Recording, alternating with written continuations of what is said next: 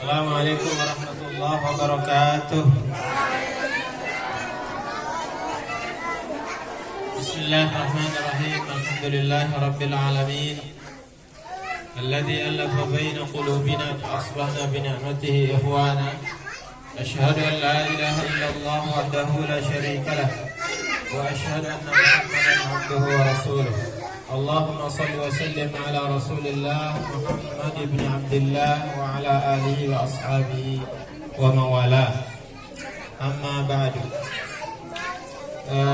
Ketua yayasan yang hormati dan sekretaris yayasan Nurul Quran Ahmad Madur juga yang hormati, para pengurus, segenap pengurus yayasan Nurul Quran, para ibu-ibu wali santri dan para santri dan santriwati yang berbahagia, yang saya cintai.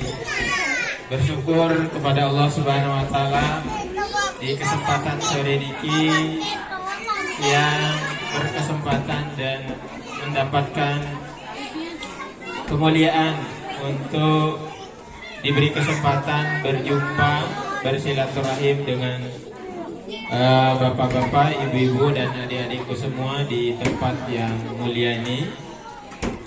Mudah-mudahan Allah Subhanahu wa taala menjadikan silaturahim kita, pertemuan kita di tempat ini menjadi pertemuan yang membawa manfaat dan berkah, yang membawa kebaikan buat kehidupan kita di masa-masa yang akan datang. Amin ya rabbal alamin.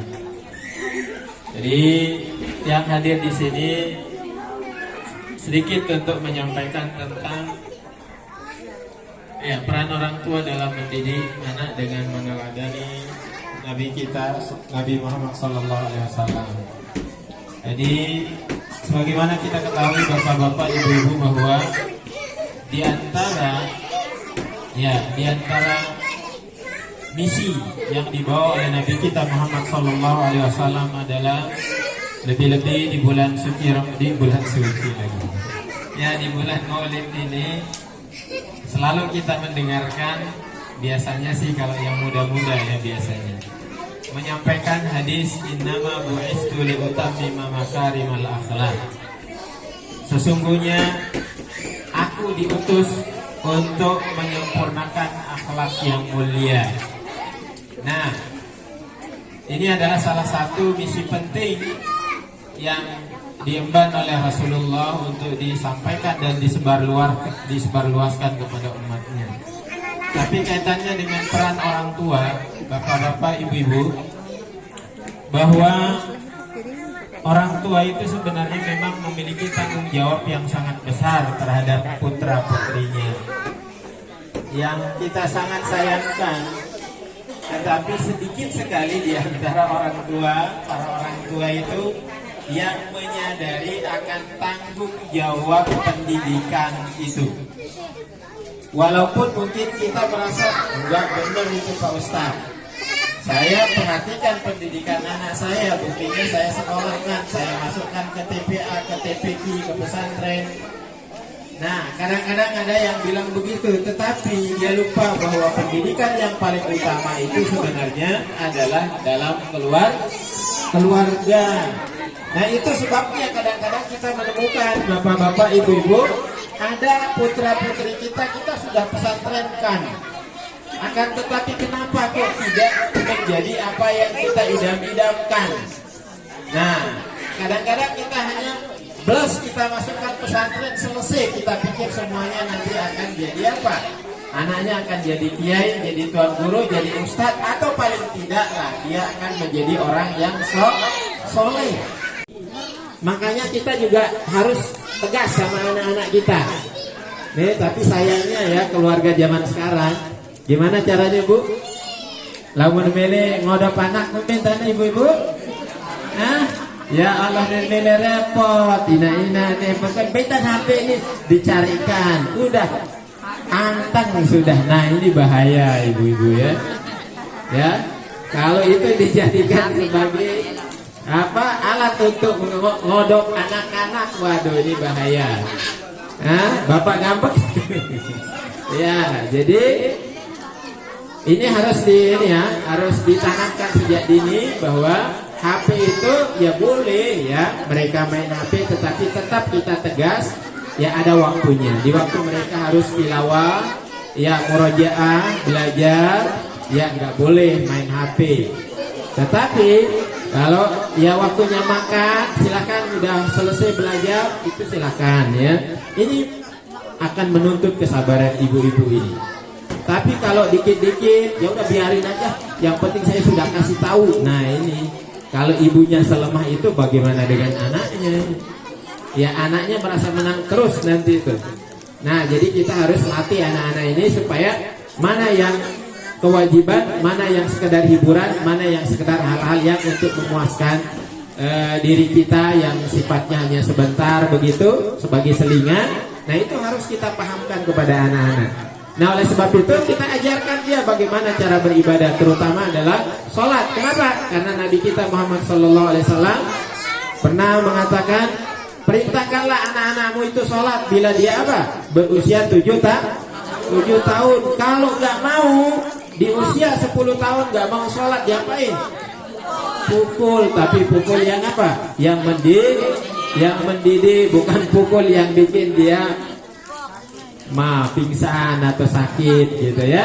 Yang mendidik ya sampai begitu. Kenapa? Karena memang kalau tidak dibiasakan sejak kecil, jemaah lamun watoa ampun sadar luwih halangannya jana ila berajah.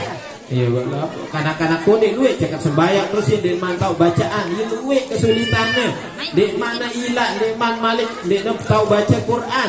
Nah ini membuat dia menyerah. Akhirnya dek nuah sembahyang sekali-kali dek nuah sembahyang. Nah itu jangan sampai. Ya itulah sebabnya ketika usia 10 tahun anak-anak kita itu boleh dipukul tetapi jangan sampai menyakitinya. Yang kedua, kita ajarkan kepada anak-anak kita ini bagaimana dia harus berbakti kepada siapa? Kepada orang tua. Ingatkan dia ya bahwa yang sekarang yang sedang memperhatikan segalanya buat dia itu adalah orang tua.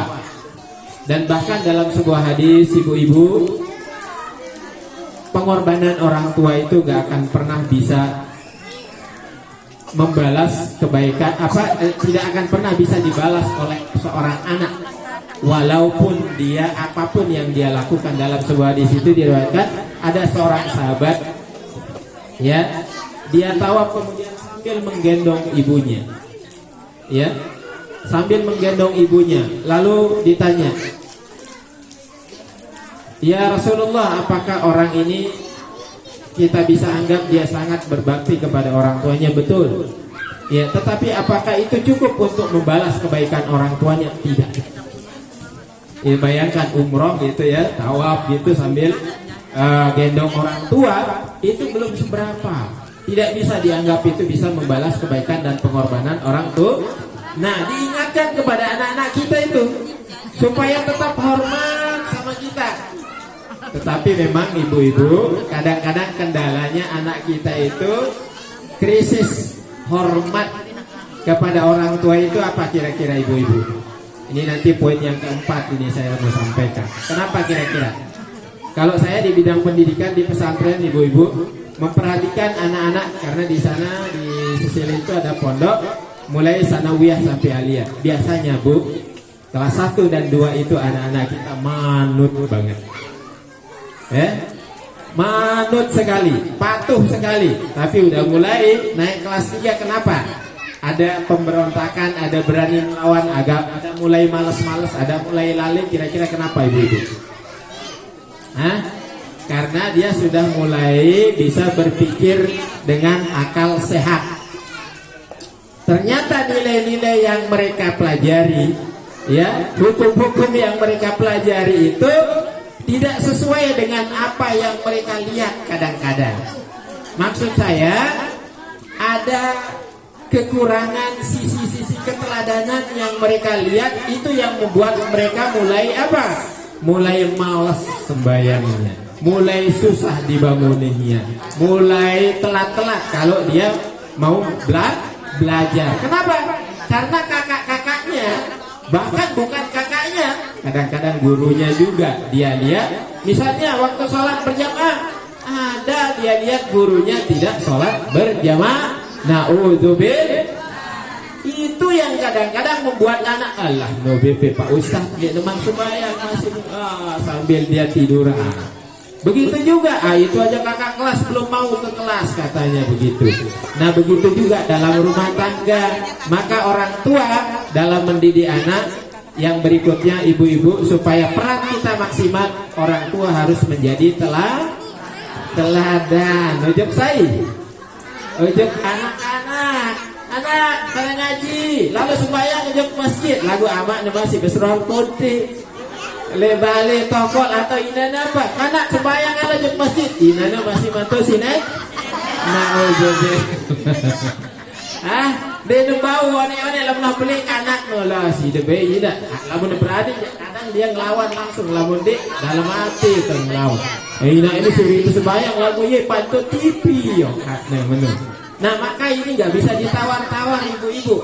Kita jadi orang tua harus menjadi teladan buat anak-anak kita dalam segala hal. Ya, maka iya pun lamun temantu sinetron ibu-ibu. Nih kadang-kadang ditahu apa jarian perajahan apa di. Lamun sinetron dengan tua begitu kaca senina kalau keluarganya kira-kira bani dek julun kanak. Di bani lagu-lagu itu aja. Lamun itu jadi perhatian kanak nyupak le julun kanak. Bersiap kan semamana le julun kan. Padahal kanaknya yang merekam apa yang dia lihat di lingkungannya, yang dekat maupun jauh itu nanti itu yang akan ditiru. Nah, jadi bagaimana caranya ibu-ibu? Mulai dari bahasa kita kepada anak-anak. Biasakan ke anak-anak kita dengan bahasa yang lemah hormati dia. Ya, kakak masih kode. Biasakan anak kita yang kecil itu bilang bahasa kakak ke kakaknya. Iya. Jadi ini kadang-kadang dari segi bahasanya kita nggak pernah perhatikan ke anak-anak kita. Makanya dia gampang berantem anak-anak kita. Langsung iya nih. Kakaknya iya nih loh. Ya berani dia ngomong kasar sama kakaknya. Kalau kita biasakan dengan bahasa yang menghormati yang besar, memuliakan, menyayangi yang kecil, insya Allah itu tidak akan mudah mereka itu berantem besiak di mola. Lagu itu dia bisa biasayan anak tuh tujuh kakak nih bek kakak nih dedek mesak terdoang di tekanggu. Nah, alu meletin kakak bialu. Kadang-kadang menu nih aja anak. Ini kan berarti kita ngadu anak kita. Nah dari sisi bahasa ibu-ibu, karena mohon maaf kan mungkin tidak pada paham nih sesele lah melihat timu ya kasar nih, ya kasar. Ya kebetulan tiang mana elek Jakarta mungkin belasan tahun. Jadi lamun tebe bahasa Lombok ini dinara pedas bahasa Sisile karena bahasa umum Lombok biasa sekali. Nah jadi tiba-tiba tiang ulek dengan Jakarta atau tiang berbahasa di bahasa Nina tiang kena side. Ya Pak, lamun dengan Sisile jarang kena side wali seninana. Nah jarang dengan Sisile kena side di seninana. Langsung terekam si sepupu keluarga, masya Allah luar biasa. Dek nuah dengan sesela dengan mama bersedi delik seni. Nah dari sini kita berarti apa? Ya kita dari sisi bahasa saja kurang mengajak menjadi teladan buat anak-anak kita. Jadi alhamdulillah kemudian ini keluarga orang tua dari ini yang mendengarkan tiang bersolat pokok ampun. Ya berdua anak apa darah waktu nu. Mudah-mudahan anakku bimong semama marah ustad. Si hormatnya, si sayangnya, si senina. Ya doang aku dengan apa? Dengan mama ustad. Kena si delik senina. Nek yang bicara tentang sesila ini. Sesila lah boleh tete sang biasa ya alusan bahasa sekedi. Dia sesila jarang. Kau ngongkat ni. Kau langsung ini dia minta. Jadi bahasa sesila. Nah, dia karena terpengaruh mungkin di samping memang kesadaran bahwa pendidikan itu akan dimulai dari kita sebagai orang tua. Walaupun mohon maaf, ini dia yang manarak kanak lagu lui anak santri ya murid-murid. Nah, jadi itu dari kita orang tua itu harus menjadi teladan dalam segalanya, dari sisi bahasanya, kemudian perilakunya, ya, memanggil anak dede tekereng-kereng seprakana. Coba ibu-ibu perhatian, saya anaknya, arah anaknya lebih demen kaca bapaknya, angkat tangan. Arah lete, anaknya isi lebih demen kaca jok bapaknya arah. Di nara, arah. Nah, belwian biasanya. Belwian biasa. Mama apa bapak? Ama. Kumbenya. Gini, alamiah kanak-kanak nih gini, jari dina tahu sili. Lamun nara dengan baik itu keluarganya, ke ina, ke ama, ke semeton, ke apa, lamun kasar, pasti deh demenan. Ampun nara selain alus, demen, sayang, le iya penyabar, maka iyalah tahu paling apa? Paling rapat. Kumpulnya kadang-kadang ibu-ibu ini demenan si anaknya. Ya kuat ngomeh kada adalah begawe. Kuat begawe ya. Lengan di mana semama, kumpulan apa pakaian sak kotor. Siap apa besok piring kemek, panci segala macam. Kemudian apa? Siapan penyapa, siapan kupi. Deman menu malik lalu atau kanak dan seterusnya. Tetapi ibu-ibu dakak menu harus berlatih lamun tengerawas kancekanak dendek sampai keluar kata-kata kotor. Ini kadang-kadang lalu bahasa silin. Den bawa silis kini anak tain. Ini sesuai lagu mudah-mudahan itu biar. Coba ya Allah menu kata li anaknya. Dia kangkut terlelah ibu lalu tetap anak tenuk kan selalu pengeneng. Adik dijaya apa? Aku rata'a ayun. Nunin itu berdoa tiba Allah Subhanahu Wa Taala jadi penyejuk hati, yang membuat kita enak memandang, senang kepada anak-anak. Lagu apa? Ditebau adalah sekedi, ampun seprak, ampun telengi, kita sebut anak. Tain dongkat. Ya, nih dedek sampai menu. Onek-onek karena kenu saya dah bani kena itu apa dengan bahasa kasar itu biasa. Anak kena dia nama memang kenapa tersumpah si anak. Kenapa? Karena dia belajar dari yang dia dengar. Nah, jadi ibu-ibu sakepat niki. Jadi peran niki yang harus ibu perankan bapak-bapak adalah bagaimana? Harus wajib menjadi teladan yang baik buat anak-anak kita. Terakhir niki ya. Terakhir di dalam mendidik anak niki ibu-ibu, dendek terlalu banyak modelnya itu perintah larangan, yang nyuruh. Lamun larangan berarti kita sini diri di kanan. Ya. Itu harus ada pendekatan ya. Jadi supaya tidak melulu kita mengajarkan hukum Islam, ajaran Islam kepada anak-anak ini, harus tercekat bercerita di kanan. Terutama kita ceritakan dia tentang tokoh-tokoh Islam yang patut dijadikan sebagai teladan supaya bisa menjadi inspirasi buat mereka. Ini kadang-kadang cerita-cerita cara lain. Ya memang kadang-kadang ada si nilai kepahlawanan, tapi juga ada nilai kekonyolan kadang-kadang. Nah maka kita sebagai orang tua harus mampu bercerita kepada anak-anak supaya anak-anak kita itu ada cermin, ada yang dia jadikan sebagai teladan di samping orang tua yang akan dia jadikan sebagai teladan supaya menginspirasi buat mereka. Karena apa? Allah Subhanahu Wa Taala berfirman, ya sesungguhnya di dalam cerita-cerita tentang orang-orang hebat itu, orang-orang besar itu, ada pelajaran yang berharga bagi orang-orang yang berakal.